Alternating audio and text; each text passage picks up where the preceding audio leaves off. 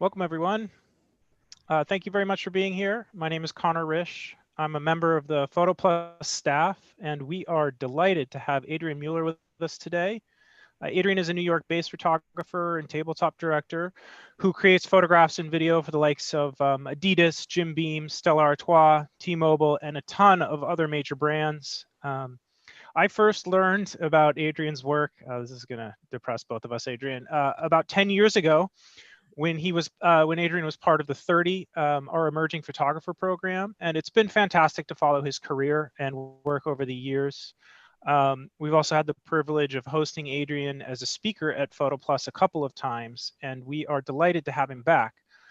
As it has for everyone, the pandemic presented huge challenges for Adrian's business, so I'm excited to have him here to take us inside his studio, show us how he's working now and what his set looks like, and also to talk about how the pandemic will influence how shoots are produced in the future. We are going to have a couple of opportunities to take questions, so please feel free to put your questions in the chat and we'll get to as many as we can in the time that we've allotted for questions. Thank you so much for being here, Adrian. Please take it away. Absolutely, Connor. Thank you so much for having me.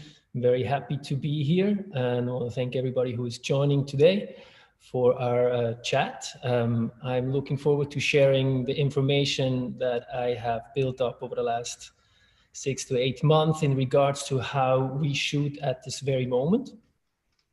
And in that regard, I wanted to back up a little bit before I share this information.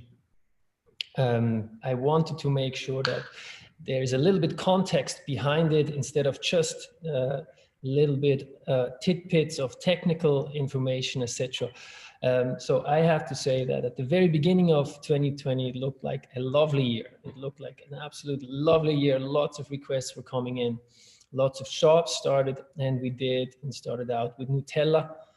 We did still life for social as well as print, as well as a TV production. We have lots of other stuff. And then we got into a very large production together with Jim Beam. And that was more than one shoot that we did in February as well as in March together with Jim Beam. And that turned out to be the last shoot of how we used to shoot the last 5 to 10 years. And I actually have a behind the scenes video of that I wanted to share. And then after that, I have behind the scenes video of how we're shooting right now. And that should give you a little bit of context between the way we used to work and the way we are working now. And then I'd be happy to go into the details of the systems that we developed in order for us to accomplish that. So I'm going to share my screen right now to show you the very first video. Let me see if I can pop that up. That would be right here. Great. Here. And I wanted to share with you this video right now, and then how we're shooting at the current moment. So this is a little bit nostalgic. That was February, March, but this is how it used to be for Jim Beam.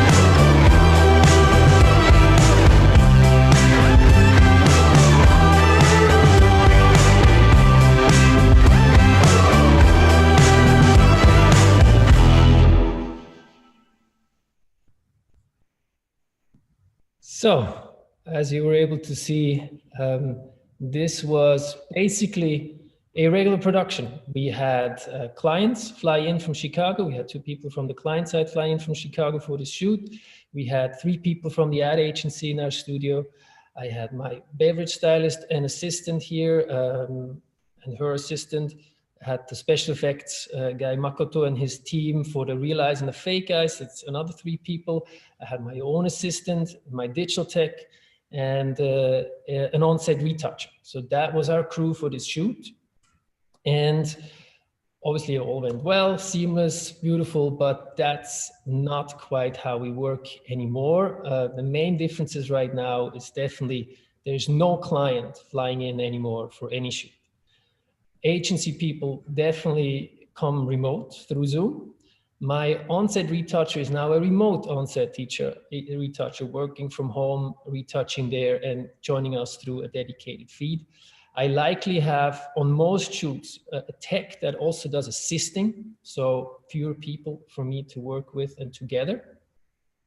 And then when it comes to beverage, drink, or prop styles, we usually have them in pre-production with their assistants, but on set, likely without them. Same as for the special effects team, I don't think I would have another 3 people come to the studio. So let me show you the next video, which is, let me share this right here. There we go. Voila. This is how we work right now. Some of you will be familiar with how things look, and I'd be happy to go into details right afterwards on the technical aspects of how we produce the shoots at the moment.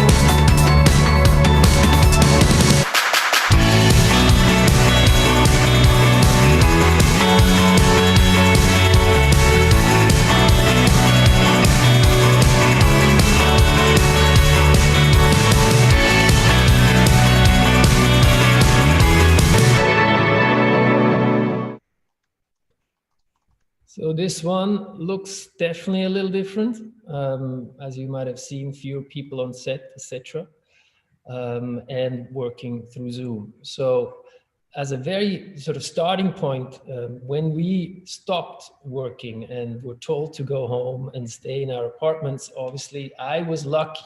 I was really lucky. I've had a lot of productions, but they all really ended at the time when the lockdown started. So nothing spilled into the lockdown area, nothing had to be cut short or canceled. Obviously, there are a lot of projects that were supposed to come end of March, beginning April, which we couldn't produce. Everybody really let that go.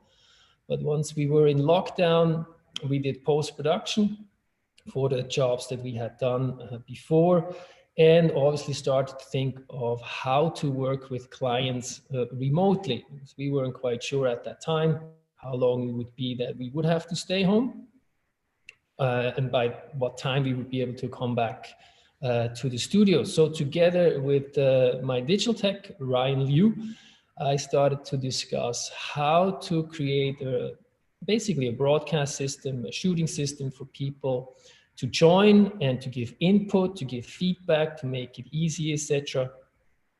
As well as how do we work once we get back to the studio? Because obviously we were hoping to be back in the studio already April, May, etc., June the latest, and how that would look for us once we're back at the studio. So with Ryan, as well as a producer I work with often, Gene Jarvis, we then also developed a protocol with guidelines, with CDC guidelines, so that when we come back to the studio, how do we work together in a safe manner? And then the last and also very crucial part of this is how do we broadcast video, which is a little bit different, sort of the workflow, etc., compared to still life. So the very first thing that we did is do it as basic as possible, as simple as possible when working from home studio. So we decided to just use Zoom. And let me go and share my screen again So I can show you, it is on my website. The whole thing is on my website. I'll share it right now. So you should be seeing my website right now. Starting page on top left is our onset live stream setup that you can go and review if you like afterwards, after we have concluded our little meeting today. What I discussed with Ryan was obviously simplicity, to do something as easy as possible with tools that everybody is familiar with, easy setup, etc. So Zoom came to mind immediately because in March and April, everybody started to work with Zoom. Everybody started to become very familiar with Zoom. And I figured that would be a great tool to have. Obviously, at the time, we also had people who were much more into using Google Hangout, or Skype or Microsoft Teams, etc. But it didn't really matter. All those are basically broadcast and remote broadcast systems that can be used. We just hooked up with Zoom, and most of the shoots that we had, except for about 2 that were on Microsoft Teams, we always worked with Zoom. So what we decided is we're using Zoom, and as our most basic setup, we basically broadcast the feed from the Capture Shop software. So the client can exactly see what they would see if they were in the studio with us, because they would be standing next to us in the studio. They would point at the screen and see and discuss things that they would like to improve, change, etc. Now on Zoom, you can do the exact same thing. You basically broadcast your Capture Shop captures on screen. That would be our first initial feed. A second feed that we established was, besides our capture station that we have and the monitors, we would have a separate dedicated monitor, which we call our dedicated interaction monitor, where I'm basically talking to the client. And that's separate from the feed from when we're shooting, so we don't have to toggle about within it. So I have a separate computer, a laptop basically with a hood, where I'm standing in front of, and I'm interacting and talking to the client about what we're shooting and the changes that need to be done. Then the third feed is our set cam. At the very beginning, at our home studio, that was just my phone, and we would log in through Zoom and basically show the setup that we had, or use it for the proper food stylist that I would work with, to show the details of picking certain elements, certain foods, certain crackers, certain etc. for her to show. And then the next feed was my remote on-set retouch. So during a shoot, we would retransfer files to him, he would retouch, and then when he has something ready, he can then be spotlighted in the Zoom broadcast, and we can show the client what he's been working on, and they can give immediate feedback as well. We have chat rooms that we have established in Zoom as well, that clients can talk to each other without actually speaking if they would like to. So this was our initial setup. Lucky for me was, and still is, my wife is a food and beverage stylist. So during the time pre-COVID, I actually had a hard time hiring her. She's very popular, she's very good. So I didn't get to work with her all that much because other photographers would hire her all the time. Now we are in a lockdown, we need to do and produce work, and I have a beverage and food stylist at home, which was the perfect unit to have. I wouldn't want to have anybody from outside coming into my home studio, especially at the time, at the height of the pandemic in April and then May. So I had somebody with me, and no other photographer was able to hire her. So I was able to work with her exclusively during that time, which I actually enjoyed a lot. So she was there with me, including our son. He's a 12, 13-year-old boy. We used him as a hand model as well. So that was our perfect little unit to have for this type of setup. At the end of this lockdown, around June, July, we were told that we could start using the studio again here at NoHo Productions. And for that, we had to discuss again, how do we adapt what we just did in this very simple manner and this very simple setup, and adapt it to the studio environment, make it a little bit more sophisticated, you know, with clients participating, etc. And one of the things that we felt was important is to have more than one set cam. Let's say we have a prop stylist joining us.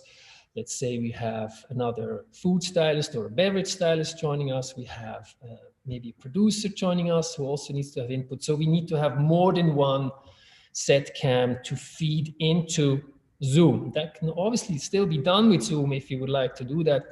But we found a lovely tool called Ecamm Live, which is basically a web-based software that does everything that I've just described through Zoom within that software. And then you only use Zoom to basically broadcast what you have within that software. Within that software, you can toggle around from your capture to your set cam, to your stylist, to your retoucher, etc., seamlessly without having to interrupt the flow and the workflow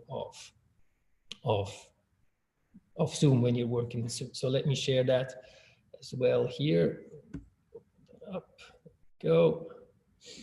So Ecamm Live, right here, you will be able to find that online, web-based software. You can go to ecamm.com and download it for either Mac or PC.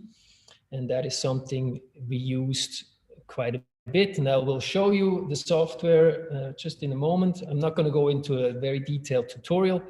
I'll show you the software a little bit so that you understand what we're doing. It doesn't matter though whether you use Ecamm Live or whether you use Zoom. The most important tools you can always still use, which is Annotate. And I'm sure most of you are familiar with Annotate now that you've been using Zoom for a while, which is a tool that has become super popular with art directors and creative directors. They use it all the time. So instead of standing next to me and pointing to the screen, they can use the Annotate tool and draw onto my capture that I have in Capture One and tell me where things need to go, where the highlights, etc., need to change. That's a tool that they've really liked a lot. And the other tool that we're still using when we're using Zoom is obviously Spotlight, spotlighting certain things, as in the capture, the retouching, the interaction, so that whenever whatever we're talking about is what needs to be seen, we spotlight that in Zoom. Can be done in Ecamm Live as well. And then the other thing that I wanted to mention is it's absolutely possible in full lockdown when you use Zoom that you can have a software called TeamViewer. That's another website where you can download the software. With TeamViewer, you can have your digital tech be remote as well, meaning you download that software, he downloads or she downloads that software, and you create a password and a login. And once you sync that up, your tech can take total control of your computer. He can capture, he can do file naming, he can basically work your Ecamm Live software. If you're not familiar with it, but your tech is, can absolutely be done. You basically give full control with TeamViewer to your tech, and the tech doesn't need to come to the studio or your home if you're in a full lockdown to reduce the risk of any kind of virus transmission. So that's something really important to have as well. It does require a little bit of trust between you and your tech, because obviously when you give access to your tech, you give your tech access to everything. And I mean everything. So once this is done, obviously you can end access to TeamViewer. You can change the password that it's not possible for him or her to come back in, but it does require a little bit of trust, because it looks kind of funny once you start working and then you let go and then somebody is doing all the work for you online.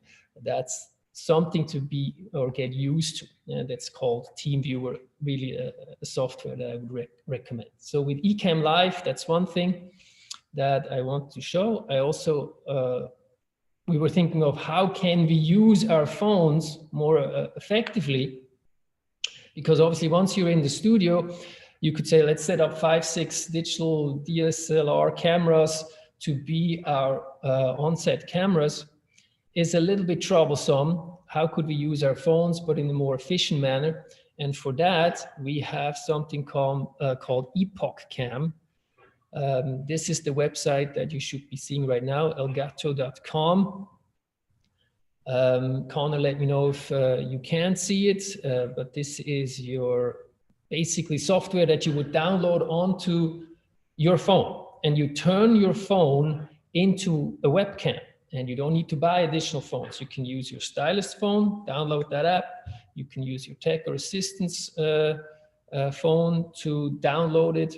And then it's a very simple setup with which you can use your phone to be a webcam, a very, very cheap version, a very easy version. But it's important to have, because as you know, if you're just working with Zoom, if it's the case that you have one dedicated interaction monitor, everybody who wants to interact with the client would have to come and stand next to you or stand in front of that monitor. So in a larger studio, if you don't want to have too much movement or people want to work in their areas, the producer wants to work in his or her area, stylist, etc., you can set up these phones with Epoch Cam app in their areas, and they all become webcams, and they can easily mute and unmute themselves. You actually don't have to do anything.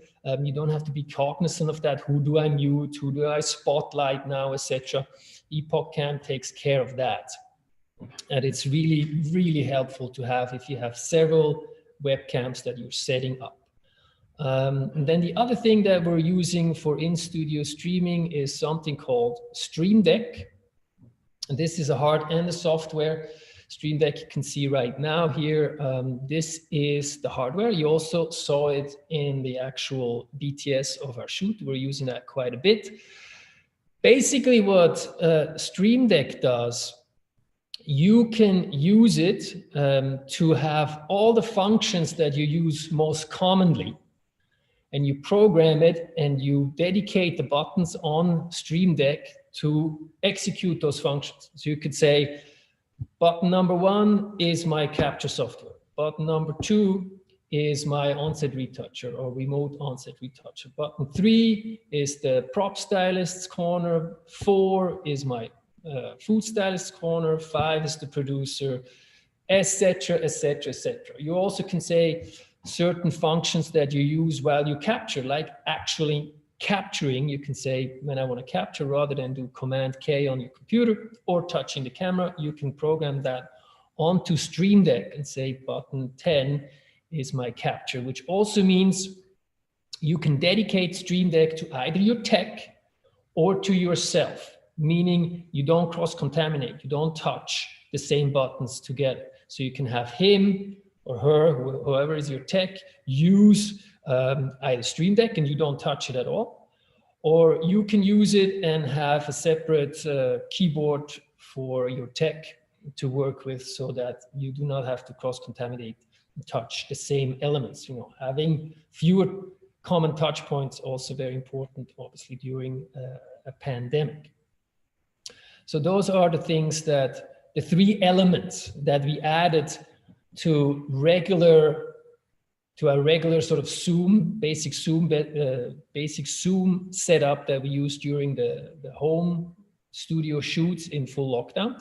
Those are the elements that we're now adding when we're shooting in the studio. And I wanted to show you just briefly how this software actually looks like. I have it here on my laptop right here. I want to share that as well.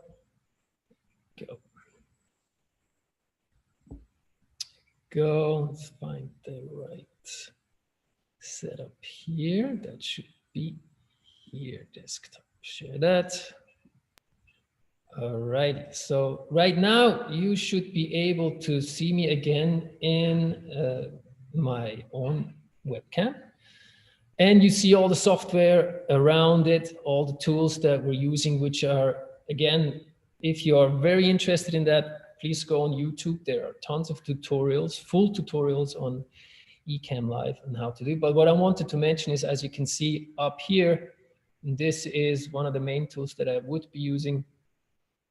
Here, I would change that to, let's say, if you want to, you can say, this is my capture window. And then up here, this is my interaction window. And then this is, you can add additional additional windows, feeds, as many as you want. You can say this next one is my Photoshop, and then the next one is my stylist, and then the next one, etc. You can build this out and have different sources come in, and then you can easily toggle from one to the next while you're in it and while you're interacting with your client. It's much quicker. You have additional features, etc., that are really, really helpful. So that takes Zoom a little bit, you know, to the next level, makes it a little bit more sophisticated, and makes it a little bit easier while you're working, so you don't have to pay constantly attention to who do your spotlight, etc. But as I mentioned, since you're using Zoom, all the regular tools that are available through Zoom still available through this. That's Ecamm Live. Cool. And then the next thing that I wanted to show you is right here. So once we've established that and started shooting, the next question became, obviously, how do we incorporate video?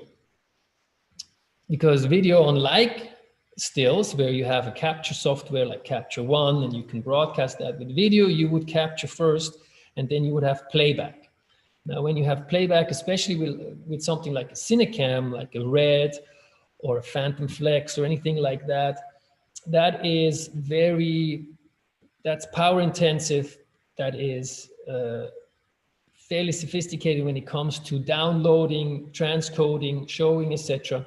So you need another tool in order for you to be able to broadcast playback. And one of the tools that we've come across where we felt is the perfect hardware to use, it's called Blackmagic. Another one is called HAA. It's basically the same thing, different brand. Let me show you what that looks like right here. Blackmagic, which is basically a little box. It's not too big. It sounds very sinister. It isn't. No problem whatsoever. Just want to show you here in this picture. This is the back end of the Blackmagic box. So all your output cables from the camera, if you have a Cinecam like a Red, etc., go here into input, and you can output through HDMI or Thunderbolt right onto your laptop or your computer, so that when you do have direct playback from the camera, that it shows on your screen seamlessly without any issues. If you use Thunderbolt, with Thunderbolt, obviously you can even dedicate your Cinecam as an additional webcam, or you recognize it as such, like a webcam. It's not expensive at all. It's like $500. Super important tool to have when you shoot video. Without it, playback will be very, very cumbersome. It will go very slow, and you are likely to peeve off your client if they're waiting too long for certain things. So those are the three systems that we developed. They're very, very basic one that I know everybody is using in one way or another. And then the second version, or the second iteration for our studio work with Ecamm Live, with the Epoch Cam software for our phones, as well as Stream Deck. And then when we shoot video, we use Blackmagic to help with playback. That's basically the whole enchilada that we've come up with for working remotely. And before I'm going to go into the COVID protocol that we've adapted, established, and helped build out for our studio, I wanted to take questions if you do have questions in regards of the things I just was talking about. Thanks, Adrian. I'll just read some of the questions, and I have one of my own, if that's all right. So someone asked if you find the smaller production groups is there less conversation going on set, and does that provide you more control over the shoot? In regards to Zoom versus Ecamm Live, or? No, I think it's in regards to, pre-COVID, you would have all of these people on set. set would be more hectic. It would maybe be a little bit more difficult for you to control. So does working, you know, kind of more remotely during the pandemic, does that change your ability to kind of control what's going on set? Yes, it is. That's a great question. And it's the first time in my life where I can mute the client.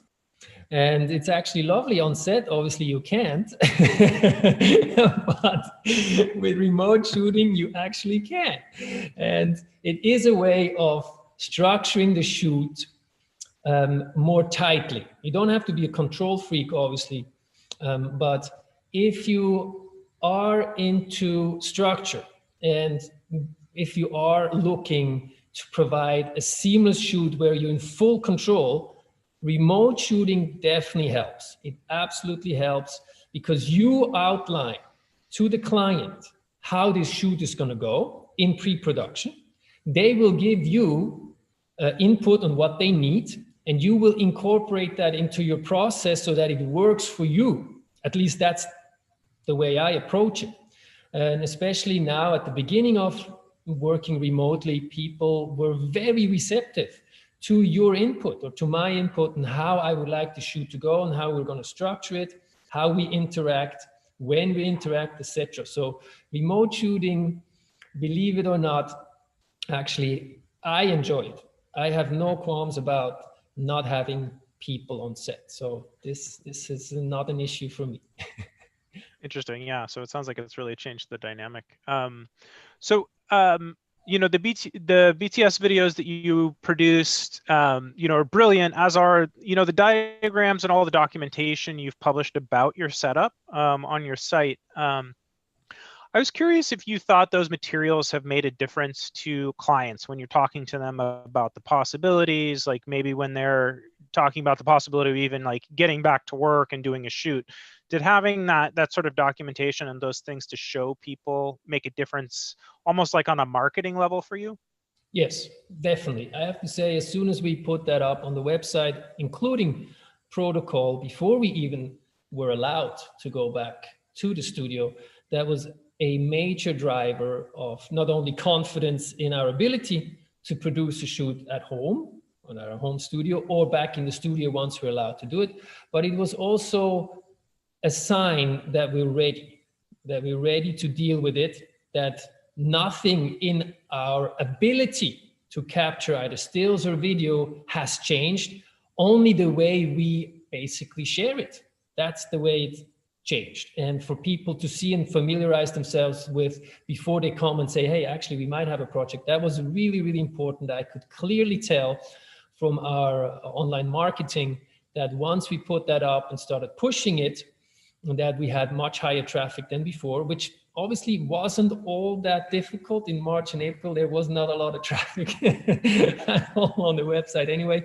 But even compared to January or December before, clearly there was a big interest by clients to do so. And I have to say that was very helpful. I keep adapting it. So whenever we have a change in technology or when we feel like, ooh, let's streamline it even further, I will adapt it on the website and change it so that people can see that there is constant change. I mean, just because we started doing that doesn't mean we're going to keep on doing it the same way forever.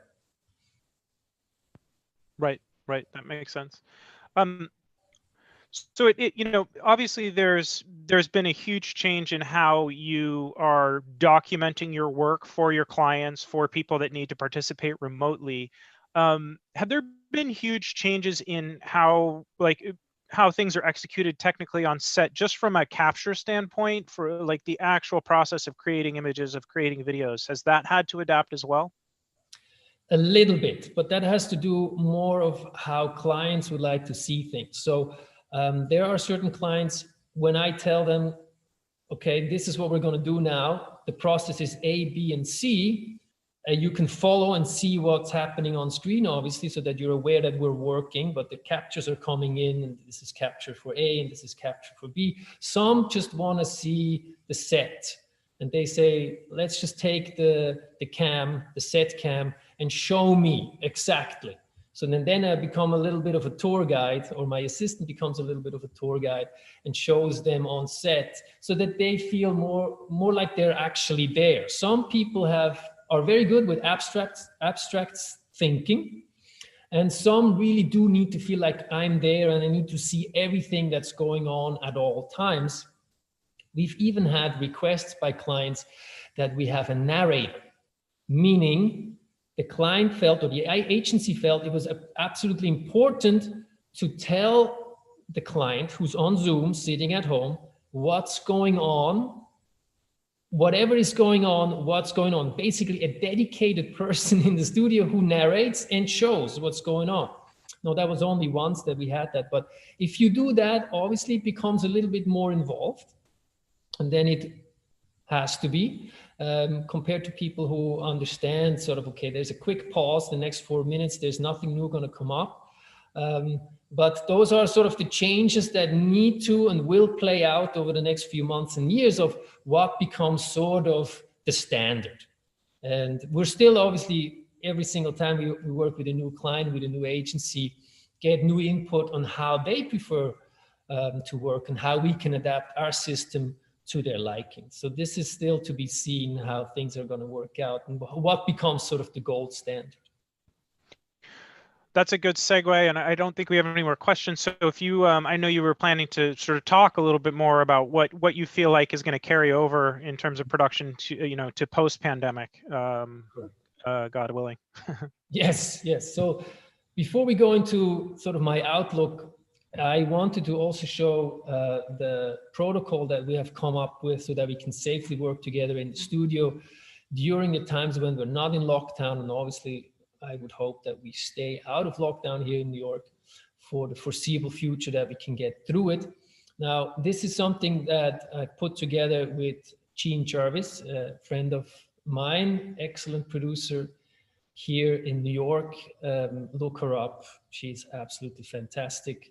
And together with her and the CDC guidelines, and of course, input by other production companies, as well as photographers, we've come up with a list of things that we feel inspires confidence when the client sees it, that we can handle this shoot safely, and that we can produce images in an environment that is safe for us to attend. It's not necessary, obviously, for clients to come, but if they would want to come, and we did have a shoot in October with Nestle for Coffee Mate, where the client absolutely wanted to send creatives to set, that we can do so and be in a situation where agency creatives feel safe to attend. So let me share what I have here.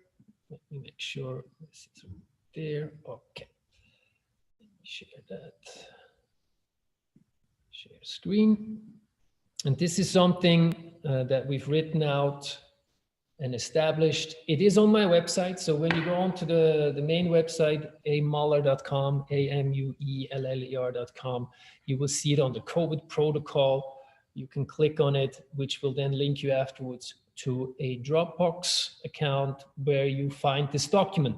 And this document you can download, you can use it, you can implement it yourself. I'm absolutely open, not only sharing details of the way I work in regards to technical issues, but also how we can work safely together, because it is in my interest, I believe, that every single photo or video production that is conducted here in New York, that it is done safely, because I don't want our industry to have a negative reputation that every single time we get together and shoot that there's another case of COVID or a spread, etc. So please feel free to download, look at it, adapt it to your situation, etc. Absolutely fine with that. So first guidelines, pre-production. Obviously, we would always adhere to local government regulations and implement whatever it is that they've now adapted to the new situation. We will screen all personnel before confirmation, meaning all the people that will be coming to set, their health history in regards to COVID, have they had it? If not, can we go and get tested, etc. And we want to make sure that every single person that comes to set does either a rapid test before the shoot or does a PCR test 2 or 3 days before. That's even more accurate.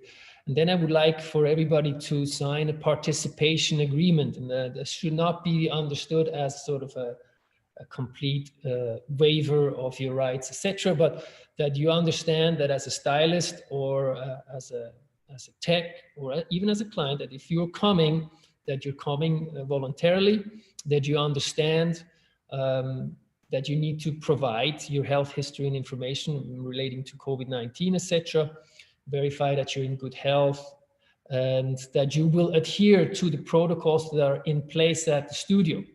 And you will follow the guidelines, and that you're aware of still the remaining risks, which I feel are very low once you come here.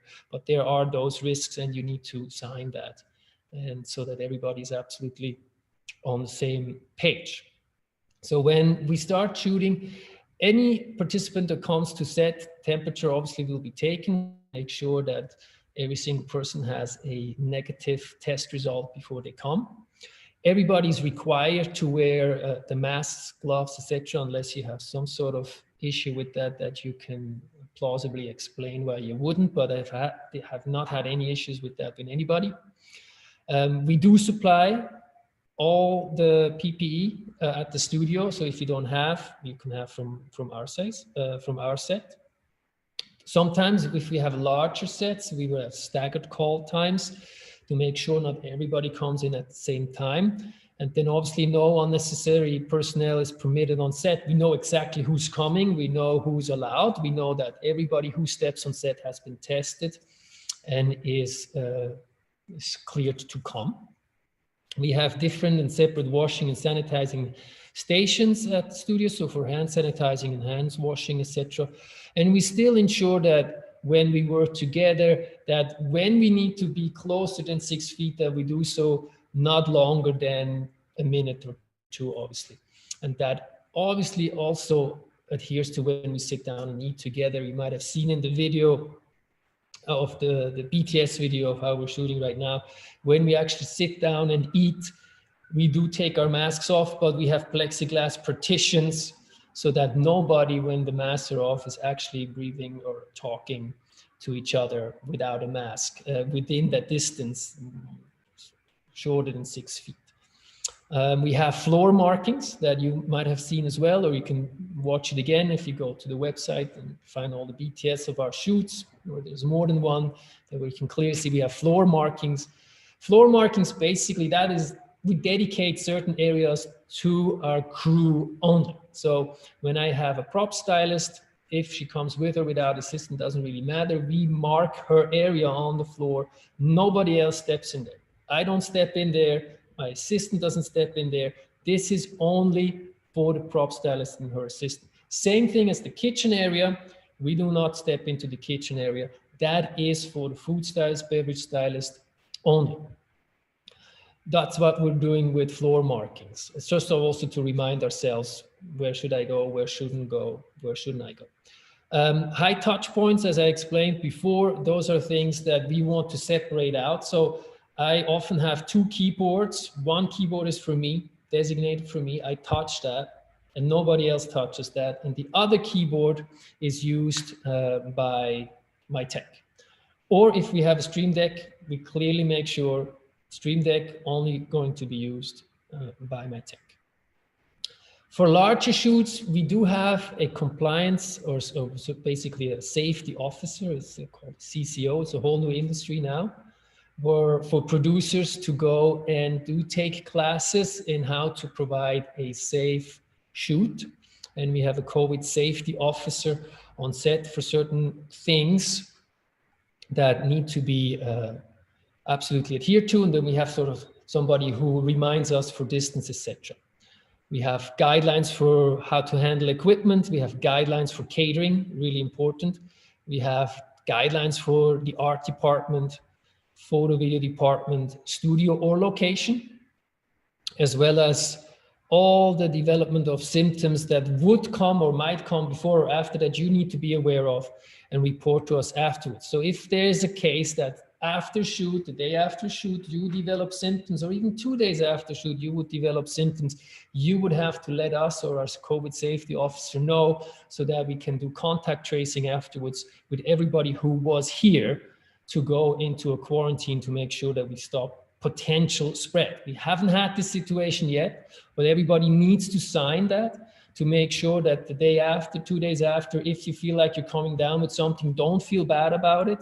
It's absolutely okay. You must share that information so that everybody's aware of and can go into a quarantine as to not spread it any further.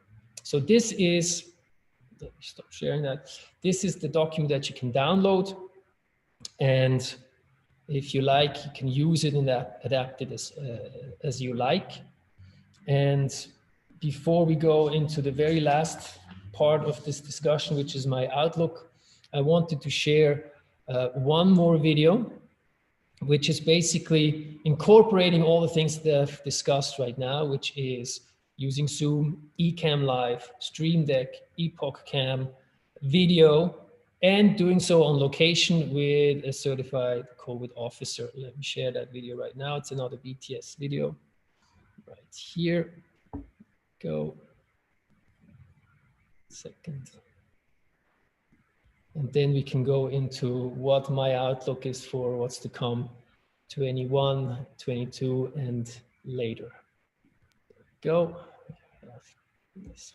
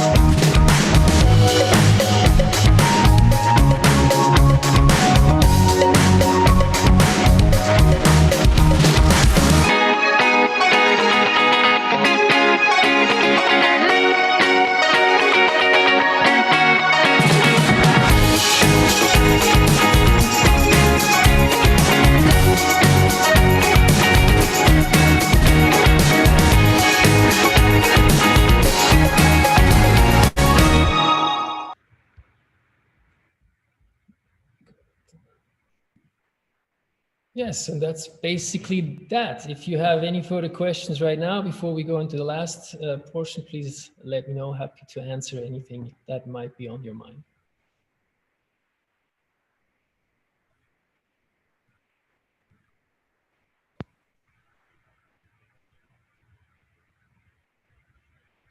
Adrian, hi. I don't see any other questions coming in at the moment. So if you want to, love to hear a little bit about how you think, how the pandemic has changed production going forward.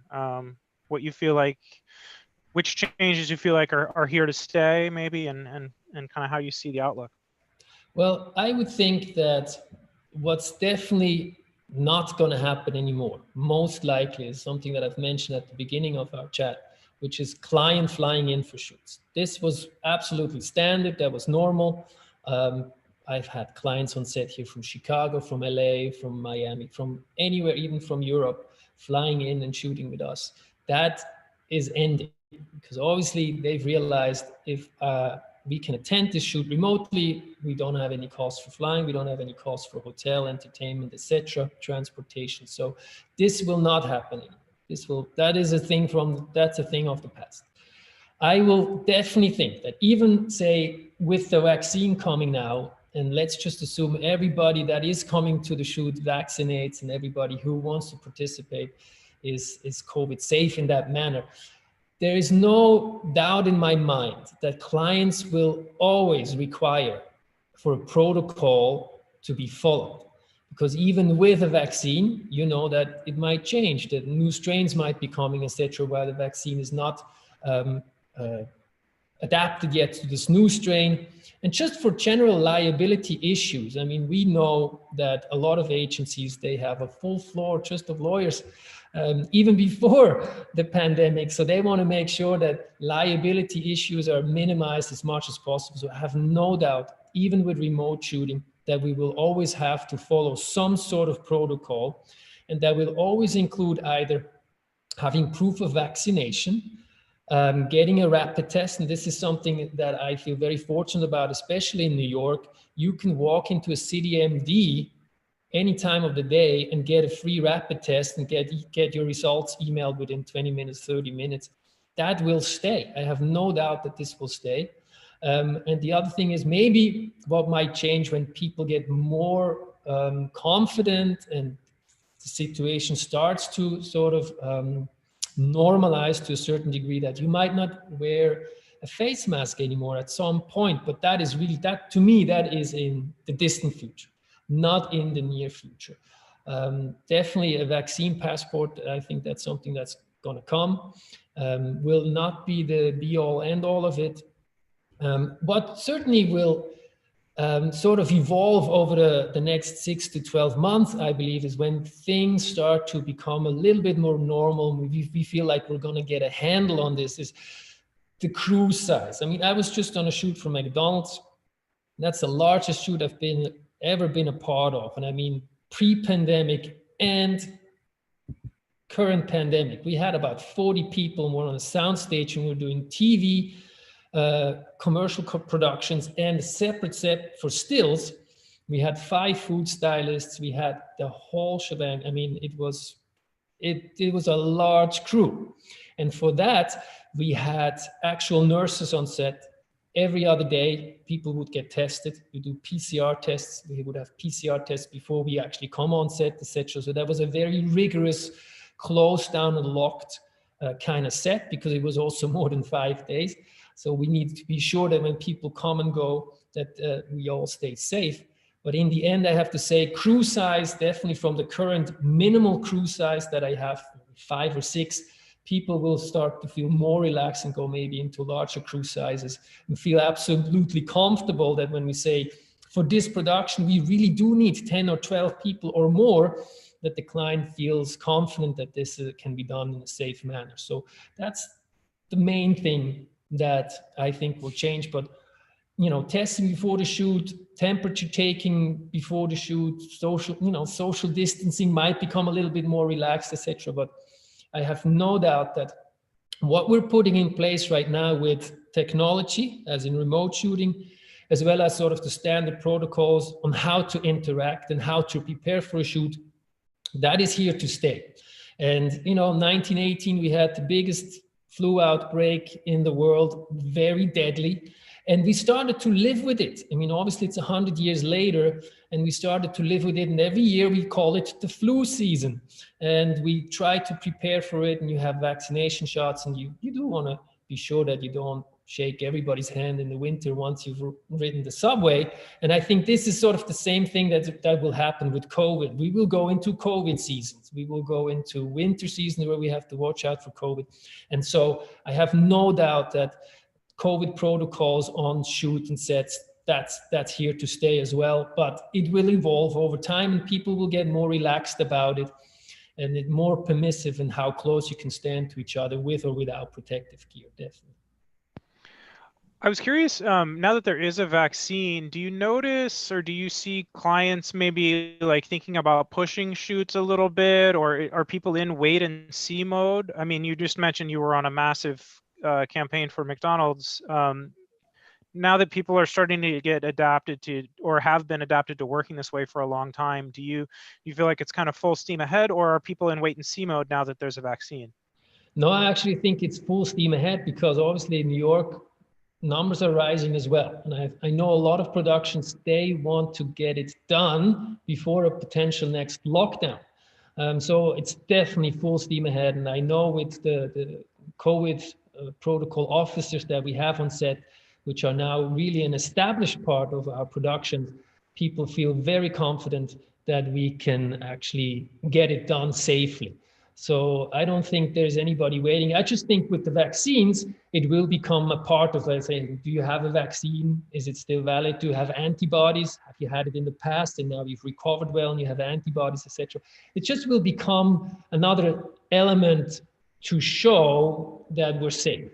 But I don't think there's anybody waiting for a crew to get the vaccine in order for the shoot to get done. We can do it without the vaccine quite successfully at the moment. Wonderful. Well, I think that's all we have, Adrian.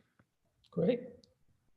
Thank you so much for being here. It was fascinating, and really kind of inspiring to see how proactive you've been about, setting up your studio and really thinking about how to continue to execute and continue to work at a high level with these new restrictions. And I think, as you said, certainly this is something that isn't going to go away anytime soon. There's a likelihood that these sort of contingency plans and this contingency way of working, having that in your pocket as a photographer and being able to show that you've done it successfully, I think will be a huge benefit for you going forward. I think so. I hope so. I mean, I've had wonderful years before the pandemic, working with a lot of clients. And I, of course, like everybody else, was very concerned going into the pandemic whether this will absolutely kill our industry and sort of our livelihood. But I do have to say, even though as it looks right now that we do have a very sophisticated setup on how to shoot remotely, this is not something that I've come up with on my own. This is something that I've relied on in the past and had to mention many times in the past, even before the pandemic. This is all a team effort. And I feel what has helped me the most is to have established solid relationships over the last 10, 15 years with excellent techs, excellent stylists, excellent producers, and we know and trust each other. And those relationships have helped me to reach out and solidify and develop a system that can be used safely and confidently in order for us to create still the same imagery as before, but in an environment that is now adapted to COVID.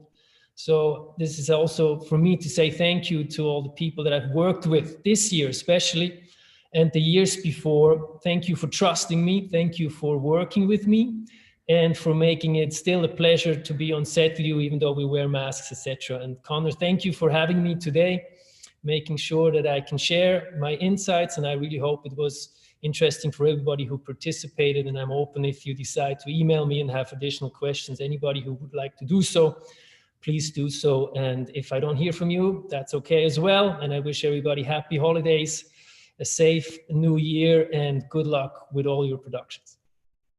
Thank you so much, Adrian. Thank you.